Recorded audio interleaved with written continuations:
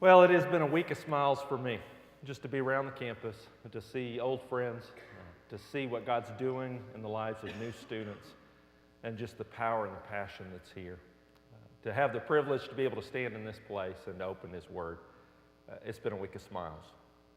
It's also a week of smiles as I've looked and drove around Dallas, and especially for me, I can't help when I look at Baylor Hospital but smile. Because it was there on June 14th, 1999, that God answered a desperate prayer that Lee and I had had for 8 years of our marriage, and that was to have a child. It's on that day that He gave us Kate. After much anticipation, after much prayer, after the answer of bringing a godly doctor who answered some questions for us here, after a time period of a pregnancy where we went through all the classes, we were going to try the natural birth with a teacher that didn't like me. I thought the class should be fun. She obviously didn't, so we didn't get off on the right foot from the first night. And for the rest of the time period, I was her guinea pig for everything that you could do wrong. I remember when that day finally came, it was actually a week late, which really felt like 2 weeks late because Lee was determined that the baby would come a week early. And we tried everything possible to speed it up. We walked for miles and miles. We went out to Grapevine Mills Mall and circled it 7 times one night. She was 9 months pregnant and I was dying. We went to Star Wars. It opened that summer, the new series of Star Wars, to the largest theater in all of Texas, and sat on the front row hoping the sound would do something. We went to the Rangers game and we bought tickets at the top row of Ranger Stadium, hoping that maybe if we got ourselves in the worst location possible, labor would start. Until finally the day came, started at 3 in the morning. Lee woke me up. We had breakfast early. We made our way to the hospital. It was all so wonderful. And then labor started changing my wife into a woman I had never met before. I have a delightfully kind wife, but suddenly as the pain increased, and it was all somehow my fault that the pain was increasing, no matter that I was showing her from Genesis 3, it was a result of the fall.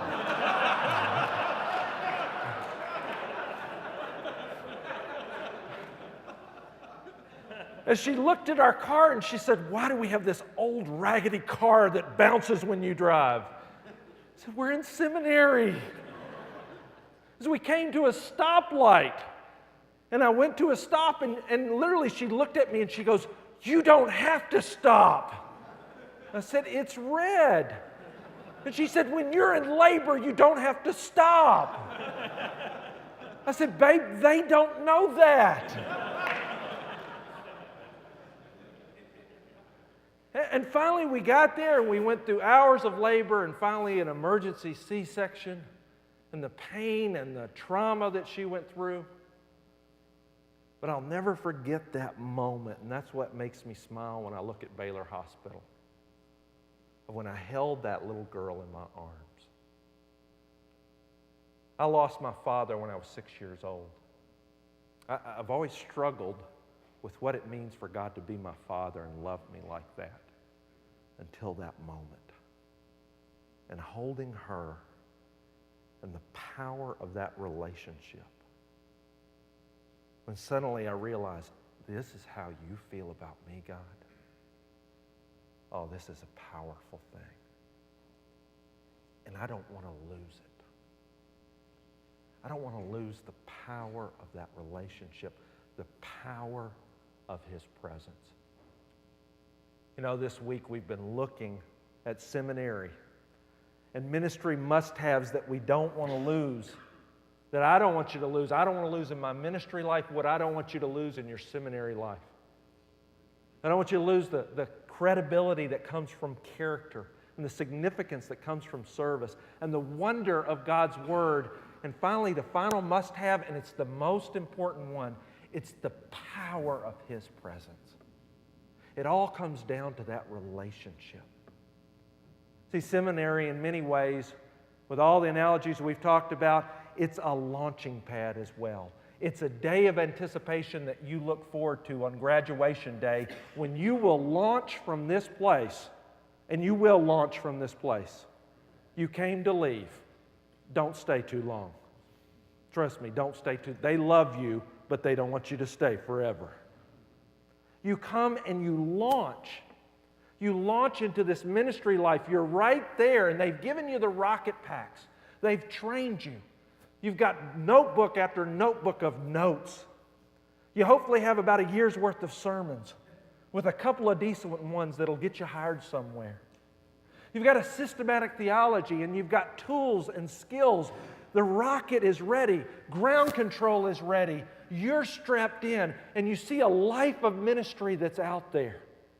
And in that anticipation that you've waited for and you've longed for, don't lose the most important thing. It's not just about where you're going. It's not just about all that you'll take with you. It's about the power of the person that's going to go with you. The power of the relationship, the power that comes only from the presence of God in your life, that you've cultivated, that you've sought, that you've opened yourself to every day while you're here.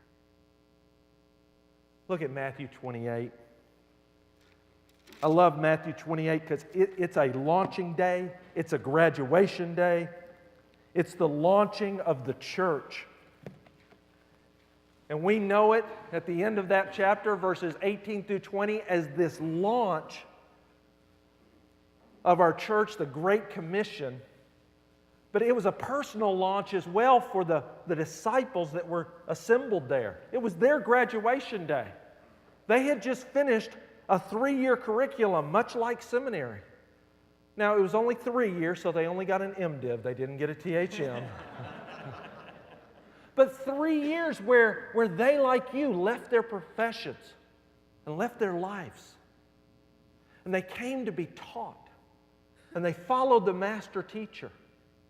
And they would think they had it figured out, and they'd come back to him and he'd say, no, you're still a little confused, and he'd send them back out again.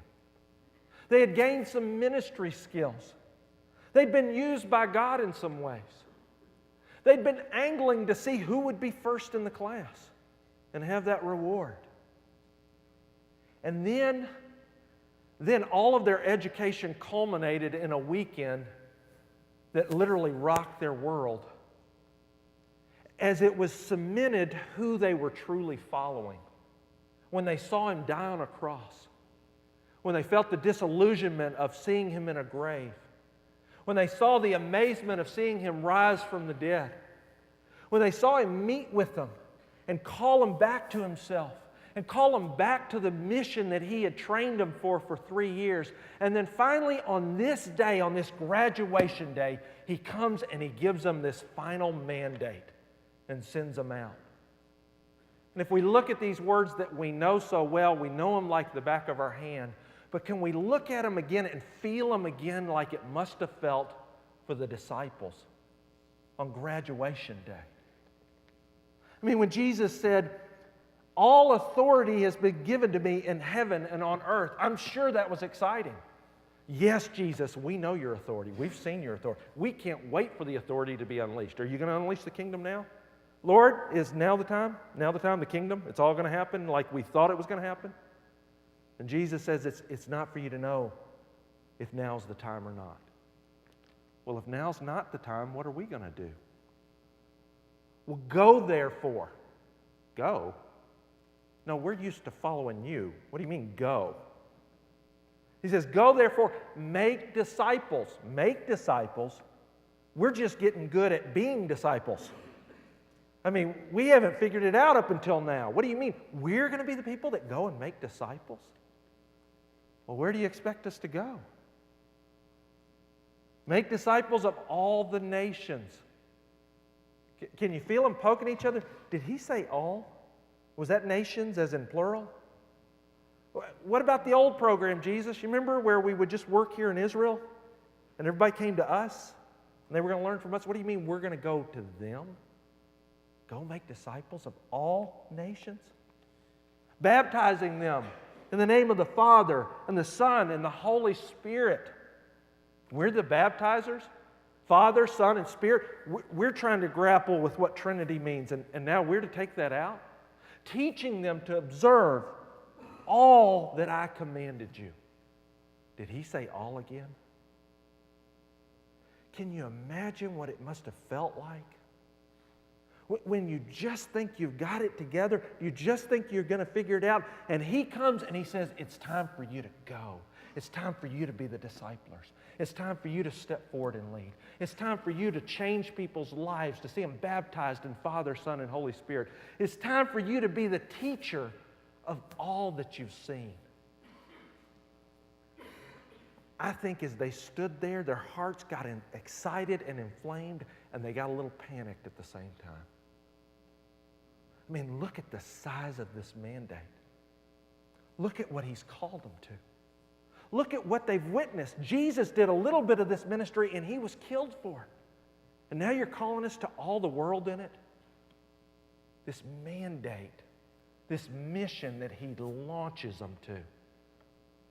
And yet I love his heart, not only as their leader, but as their pastor, as their Lord and shepherd. Because with the mandate, he also gives them the must-have. Look at that last phrase. He says, and lo. I love that little word, lo. I love that little interjection, because in that phrase, I feel the disciples all panicky, looking around. He wants us to do what? We're going to go to all the world. Everybody's thinking, they're wondering, what does this mean for me? What does it mean for my family? What am I going to do? Nations, which nation will I go to? What is this going to mean? And Jesus says, lo. Lo. My 3-year-old Drew gets wound up, especially if he thinks he's done something wrong, and he'll start doing that crying thing where he's just making no sense and he's trying to talk at the same time, and he's, and finally I say, Drew, just take a breath. Look at me. Just look at me. And he'll stop for a moment. And he'll say, it's going to be okay. See, Jesus says, guys, I know this is a big mission. I know what I am putting before you is huge. But look at me. Lo. Get your attention back here.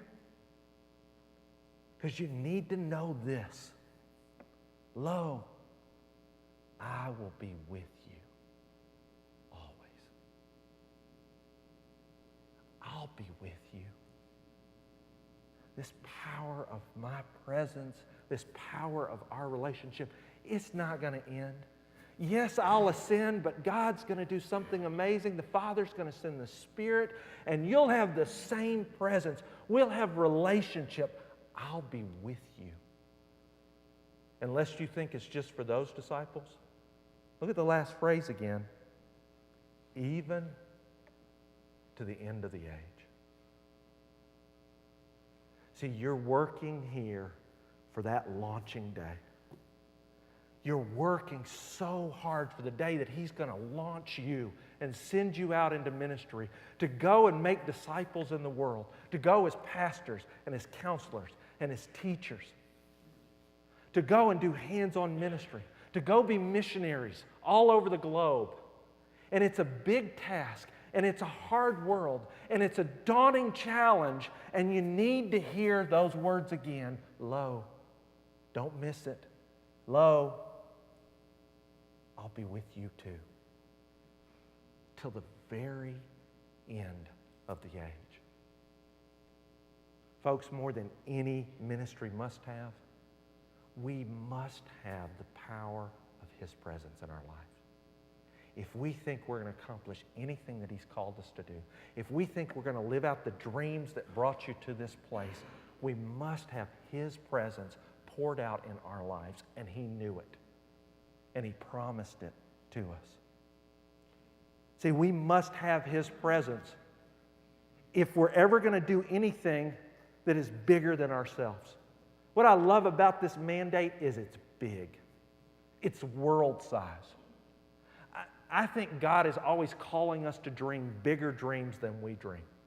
A lot of people think that's egotistical, or aren't you getting out there, or how can you say that? And yet when I read the Great Commission, this is a big dream He's called us to. This is a big mandate. I think God wants us to have a bigger mission. He wants it so big so that when it's accomplished, there's no way He can't get the credit for it. There's no way that when people look at it, they have to say, oh, God did that, because that's bigger than Him. That's bigger than her. I feel that, and it's one of the things I've loved about being at Fellowship, because I get to partner with men who've always dreamed big and to think bigger and to think about this mandate of the world we're trying to reach. I felt it Tuesday when I had lunch with Dr. Bailey as he's telling me about where Dallas Seminary is going, of the dreams that God has given him and given the board and given the faculty, of the things that He's calling them to. And you hear them and they're so big you think they can never do that. But God can. And if they're going to pursue that, they're going to have to stay in the presence of our God. I'm so glad this is a seminary that wants to do a mandate so big they still need God. I want to do a mission and be a part of something so big, I've got to have the power of the presence of God, or I'll fall on my face immediately and everybody will know it. As we've been praying about a church and looking at ways to do that, as we've moved from being one worship center to 3 worship venues on the campus, to 2 worship sites, to expanding to several more worship sites in the city of Little Rock, to talking to people and becoming a church that's multi-site around the nation, of dreaming about how we could be multi-site in international communities around the world. And as I met with the elders even last Friday, and we're laying out the vision together and talking through it, and even as I'm laying it out, every so often my heart would get a little panicky. And I go, I can't do this. But God can. As I think about a mission that we have to the city of Little Rock, we launched a new initiative this year. We call it One Church, One Neighborhood, One School, where we looked at our resources and all that we were doing throughout the city, and we felt like as a church we need to channel into a 20 by 20 block area of 1 elementary school, 2 junior highs, and track the kids and the families and everybody that lives in that area and try to create an island of health in Little Rock.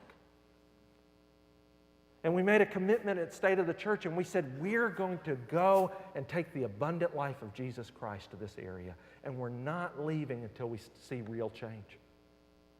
And we say, what is real change? And we went and tracked measurables. And we went and tracked and said, what's the marriage rate in this community? What's the poverty rate in this community? What's the job rate in this community? How many of these kids will actually finish school? How many of them will have the opportunity to go to college? How many of them go to church? How many of them have a personal relationship with Jesus Christ? And as you start tracking those numbers and those measurables and you look at it, it gets daunting. It's bigger than we can handle. In fact, I had a friend right after State of the Church grab me and he said, you know, we're bucking some trends here with this. Do we really think we can affect real change? I mean, it's an area of the city that a lot of people have written off and they've just said it's dead. Why pour your resources there? And yet as I look at it, I'm reminded of when Jesus went to the house of Jairus. And all the professional mourners met him at the door and they said, it's a hopeless cause, she's dead. And Jesus said, oh no, she's not. She's only asleep. See, I don't want to ever become a professional mourner for our world. I don't want to become a professional mourner for our cities or for closed countries or for any other place that people look at and they say, that's dead. And Jesus says, it's not dead, it's only asleep. It only needs a minister. It only needs a man and a woman filled with my power and my presence to go there. Because I'm a God who promised abundant life. And I want the people of those areas to have the same abundant life that my family, my church, my friends get to experience. But when you look at dreams like that, it makes you gulp. And then it makes you fall to your knees again. Because you go, God, this is bigger than me. And the only way this will get done is through your power, through your presence. We need the power of His presence to overcome our inadequacies. We need it to overcome our inadequacies because it's a big ministry, but we're small people. And hopefully through seminary, you're discovering your strengths, but I also hope you're discovering your weaknesses. I hope you discover where you have clay feet. Discover where you're just not good at things. Discover where you need His grace in your life. And allow the power of His presence to overcome through you. I loved Exodus 3 and 4 as God calls Moses to a big challenge. He calls Moses to go to the superpower of the world and ask them to release their workforce, to wreck their economy, to stand before the most powerful man in the world, to go back to a people that have rejected him, to go back to the people of Egypt, a place where he's a wanted man. Oh, and by the way, he's 80 years old and he's been a shepherd for the last 40 years. And as he stands there before that burning bush, it's interesting how many times Moses, who's a wise man, points out the fact, God, I'm inadequate for this. He says, God, who am I? God, are they going to listen to me? God, are they going to really know you sent me? God, do I have the power to do this? God, I can't speak very well. And if you read through that passage, the interesting thing, all the way through the passage, God doesn't give Moses a pep talk. Never once does He say, oh, no, Moses, hey, don't look down on yourself, fella. Really, no, you're a great leader. Trust me. Look, you got lots of gifts, fella. Get in there. He doesn't give him a pep talk. In fact, if you look through the passage over and over again, God never focuses on Moses. He just keeps saying to him, I will be with you. Certainly, I will go with you. In fact, here's my name, Yahweh. Here's my power. Take out your hand and it's leprous. Throw down your staff, it becomes a snake. You can't talk. I made your mouth. You think I know that? I will be with you. I will provide your brother. I will give you what you need. I can overcome any inadequacy that you have.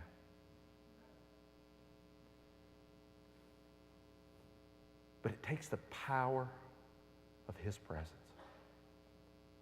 to dream a big dream, to accomplish things only He can accomplish, to overcome inadequacies that we all have. We all have them. To face our fears. See, with inadequacy comes fear. With challenge comes fear. And if we're honest here in seminary, we're afraid a lot about what we're facing today, about what He's calling us to. And the only way I know to overcome that fear, the only way is through perfect love of a relationship day in and day out with Him, of the power of His presence to take that fear and cast it out. You know, when I was a boy, my dad died at 6, but I have a few memories. We lived in an old house on North Willette in Midtown Memphis. All these old trees around it. And the upstairs wasn't completely finished. There was a bedroom undone and one bedroom that my 2 older brothers and I shared. And you had to open an old doorway to get into the stairwell, and it was always so dark going up there. And I just remember as a kid, I was terrified to go up there alone. It may be because of the stories my brother told me of the monsters that were waiting. But when you climbed that stair, you always had to pass the attic door, and then there was a fan that was there that you could see into the dark attic and all the shapes that were there. And you'd go into that bedroom, and the trees would cast weird shadows on the wall. And I'd always wait for my brothers. I never went up alone. I'll never forget the night when I was sitting there at dinner and I realized both my brothers were going to be out that night. They were going to my grandparents. And from dinner on, I was in a panic. I don't want to go up those stairs. And I put off going to bed, and my parents said, you need to go to bed. And I did every excuse in the book. And finally, I opened the door, and I got in that stairwell, and I just sat down on that bottom stair. And I thought, I can't do this. And about 15 minutes later, my dad opened the door and he was coming up to check on me, and he was surprised to see me there. And he said, I thought I told you to go to bed. And I never said a word. But I think he just saw the fear. And I'll never forget how that night changed from a nightmare to a night to remember. As he just smiled and looked at me. And he said, you want me to go with you? Oh, yes. And I just took his hand. And we went past that attic fan with no fear. And that unfinished room meant nothing. And I got in my bed, and he sat on the bed next to me. And I laid in those covers, and I thought, how did this happen to me? This was a nightmare, and now I get to go to bed with Dad alone? Oh. Your Heavenly Father knows you need that too. Jesus knew we need that. And when we face those fears and when we come to the grips with them and they're right in our face, he says, lo, you want me to go with you? Because I will. Always. To the end. And the power of his presence helps us face those fears. It's the power of his presence to help us overcome the enemy. To help us overcome the enemy. Because those fears are well-founded in cases we face an enemy that's real. We wrestle not against flesh and blood, but against principalities and powers.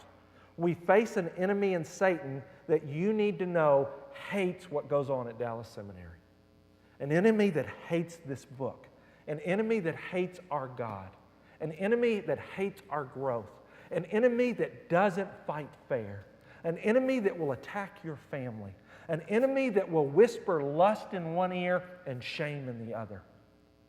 An enemy that will go for the weakest spots. And he's unrelenting in it. Because he hates what this stands for, and he hates the ministry of this place, and he hates for you to be launched and to be used for the kingdom and to shape this planet to God's glory. We face a real enemy. And in facing that enemy, we need the power of his presence. We need the power of the one that is greater in us. Greater is the one who's in us than the one who's in the world. And we need to remember that and call on that power. Now, I'm reminded when I first did my first job site on construction. I'd done a few small job sites, but I had to drop out of college. I was out of money. And I went to this first job site, this huge area that had been already planed and ready, and we were about to pour concrete, and the assistant superintendent was this big bear of a man named Bo. And he looked out there and he saw this skinny college kid who didn't know what he was doing, and he said, I better help him. And Bo took me under his wing and tried to teach me about construction, and I learned so much just being around him. About the first week we were there, Bo said, I need to teach you what to do in case you get in a fight. I said, excuse me? And he said, well, this ain't a daisy farm. He said, if you get in a fight, you need to use your hammer. He said, but don't hold it by the handle. If you hold it by the handle, it's too easy for somebody to pull it out of your hands. And if you really connect, you might kill somebody. You don't want to do that. He said, what you need to do is turn it around and put that hammer head, that claw and the head right there in the palm of your hand, and then let the handle stick up right between your fingers there. You can wrap your hand around that head. Nobody's going to get it out. You can beat somebody silly without doing too much damage either. I said, Bo, if it looks like a fight, I'm throwing the hammer and I'm running. I think I can outrun him. I didn't think about it much till about 2 months later on a Saturday afternoon. Bo and I were out there alone. We had poured the slab and the steel work had gone up and the bricklayers needed to come in, but the steel work was not level. Steel workers had purposely not done a very good job. There was some tension between the union and management over pay and over the union. I didn't know this. And I was way across the slab, and I had a large wrench, and Bo was looking through a level, and he would tell me right or left, and I would just turn the wrench, and we'd slowly get the steel work level.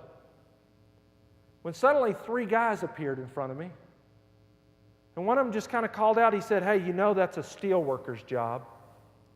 Now, I was very ignorant of the situation, so I thought we were doing him a favor. I said, "Oh, yeah, we know, but we don't mind, really. You guys go on. It's no problem." I kept working. He said, I don't think you heard me. That's a job for an ironhead." That's what they called each other. I said, "Really, it's not that hard. We can do it. Enjoy your Saturday."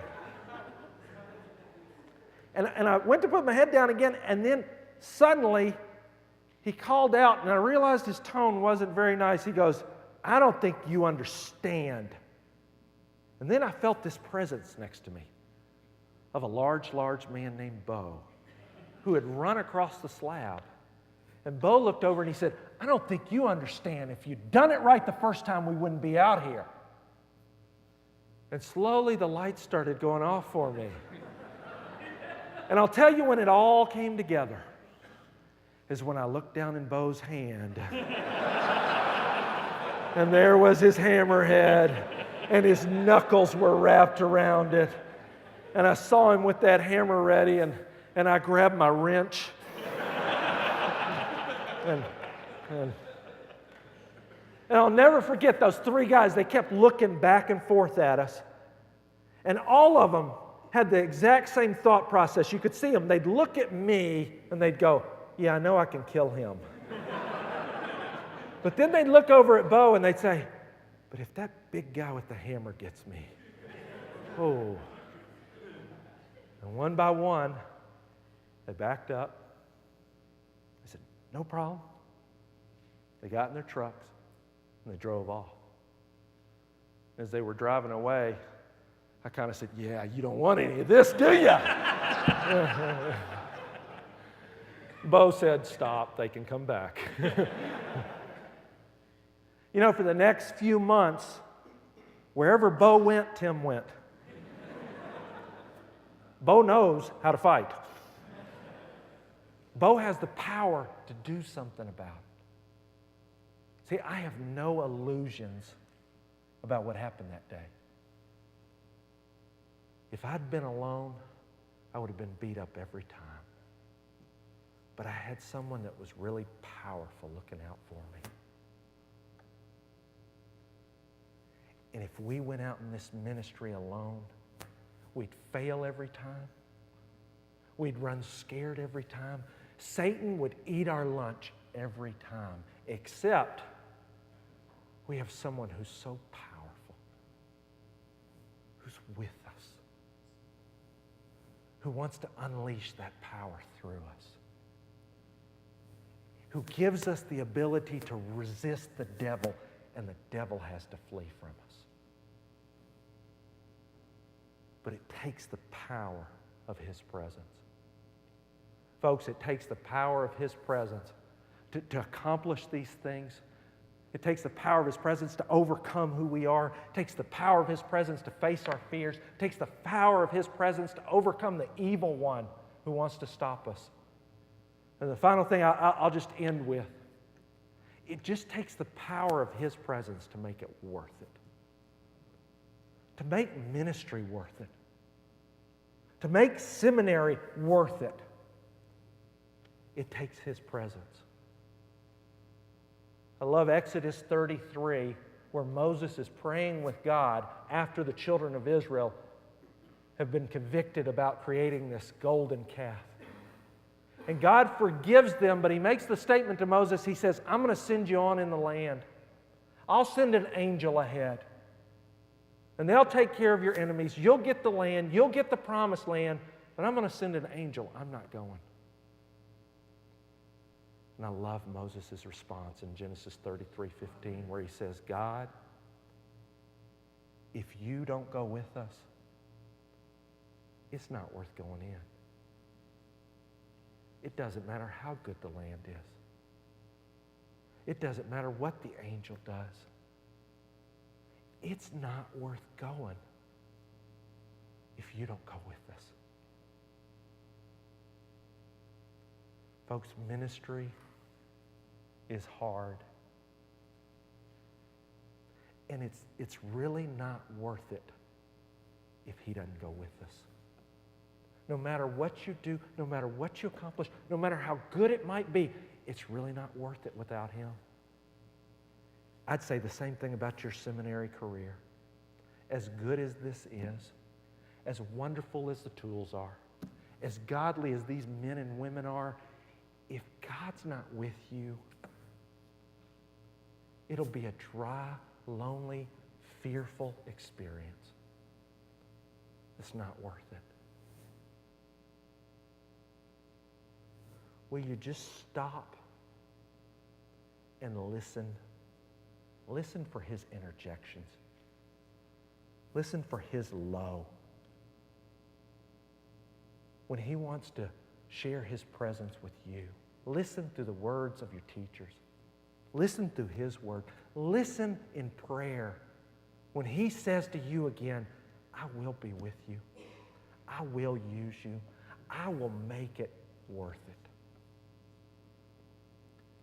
If you've got the power of his presence, it has a trickle-down effect, because with the power of his presence, I can't be in his presence without coming and having wonder for the word. And then I can't have wonder for the word without seeing the significance of service. And then when I'm serving and I'm with him, I can't help but see my character transformed. We're at the end of our week, but you're at the start of your semester. Don't lose it. Let's pray. Father, I thank you for your word. I just thank you for that challenge again. I love the Great Commission, Lord. I love what you say to us. I love that you think so much of your children that you unleash us on the world, that you know you can use us. You know you can change lives. Lord, I love even more that you don't send us alone, but you promise to be there. Thanks for being with me this morning. Thanks for extending that promise to each person in this room. Thank you for making it worth it. Lord, it's worth it not for ministry's sake, but for your sake, for knowing you. And I pray that we'd hear you and see you and experience the power of that relationship with you in a brand new way today. In Christ's name, amen.